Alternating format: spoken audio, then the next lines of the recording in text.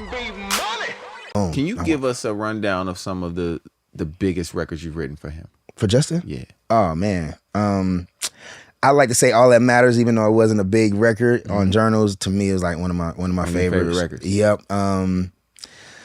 Purpose. Oh, Where Are You Now? Where Are You Now was like the most. Where Are You Now? Was the most. My most. When people say, what was the biggest song of your career that you feel like? And I've had records sell way more than Where Are You Now, but for me, it was like the whole world had turned their back on Justin. And this was back when you did a poll. I mean, it was like, who's the most hated person in America? Justin Bieber. And then he was number one. So in my mind, I'm like, man, I finally get to work with the biggest pop star. He wants to sing R&B. And then the label and the powers that be sabotaged it. You know what I'm saying? They made sure that nothing went to radio. So I'm like, damn, he's never working with me ever again. So I wrote a song called Where Are You Now? And I was just writing it, man. I'll never forget, I was at Pacific. Pacific. Magnolia. On Magnolia. So as great a writer you are, you can't pronounce shit. Nah. I'm gonna be honest, man. I've only, like, if you ask me how many books I've read in my whole life, as a writer, I've only read one book in my whole life, The Four Agreements. That's the only book I've ever, and that was like a 4-day read. Yeah. It's nothing. I felt so accomplished. But so that has a lot to do probably with my enunciations. J Valentine, say your whole name. My words is bad. Yeah, that's why my words is bad, because my lack of reading. So if you're listening out there, make sure you read so you can pronunciate and enunciate. But if you read too much, you might not write the records this man writes. Yeah, you're not gonna write the records. Fuck reading. Right. Yeah, don't read. I didn't mean to throw you off, bro. Shit.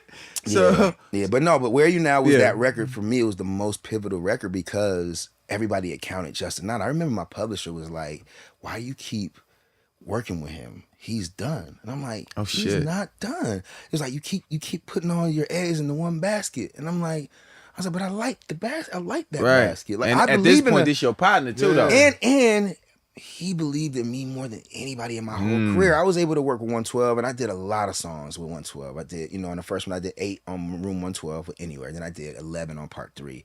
But Journals, I did 15 out of the 17 on Journals. On Purpose, I did 15 out of the 18 on Purpose. Shit. Changes, I did every song. You know what I mean? So for me, it was like, I believed in him because he believed in me more than any artist ever in my life. He's putting his career in your hands. Yeah, and I don't even look at it like that. But yes, that's what happened. And then it was like, Where Are You Now? It did what it did. And, I kind of snuck that record in there a little bit. I wasn't met with the most inviting feelings from the powers that be. So, I was like, look, man, with this record, just say you wrote this record by yourself. Yeah.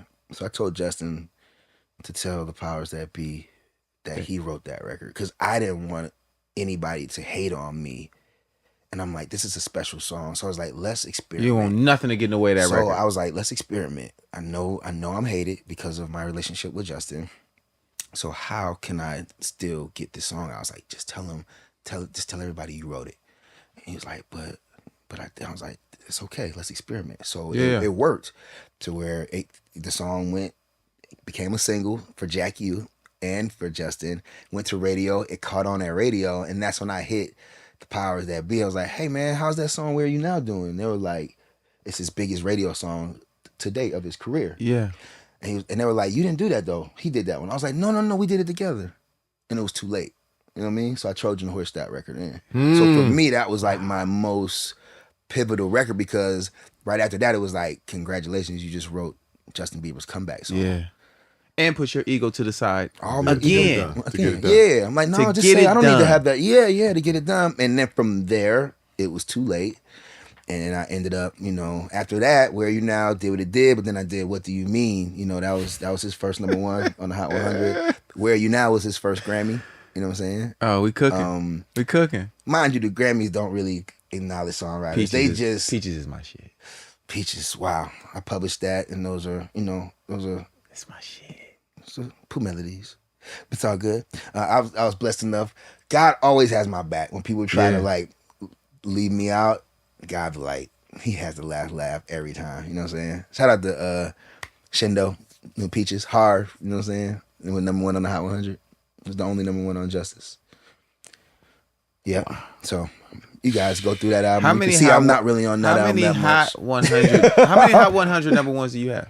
I don't. Not as many. Not that many. Maybe 4, maybe, but more like R&B, country, other #1s and other charts. But the Hot 100, I never didn't have a lot of Hot 100 #1s. Not as. I'll take your 4 if you would like to. Oh let me borrow them. man.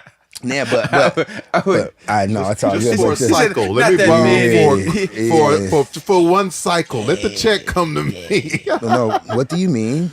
God, and I did like Company. I mean, I did a lot. I did like 15 records on that album. Yeah, and Fire. Love and Company. then for me it was like Changes was like that was like my baby, because it was like I got a chance to just do everything that I always wanted to do. That was the first project that I was able to do with the whole album. You know what I'm saying? And Justin, once again, I've never had an artist like believe in me more than Justin, man. And it just always inspired me, because I'm like, well, when are you gonna get tired of me? You know what I'm saying? Like, and in my mind, I'm not using my old melodies. I don't like using my own melodies twice, but I'm just thinking like, he has to just get tired of me, you know? And he always like, you're gonna write my songs for forever, you know? And so Changes, Intentions, Yummy, you know what I'm saying? Forever with Post Malone, like, those are records that, you know, I could listen to Changes, and I say this from the most humble place, but I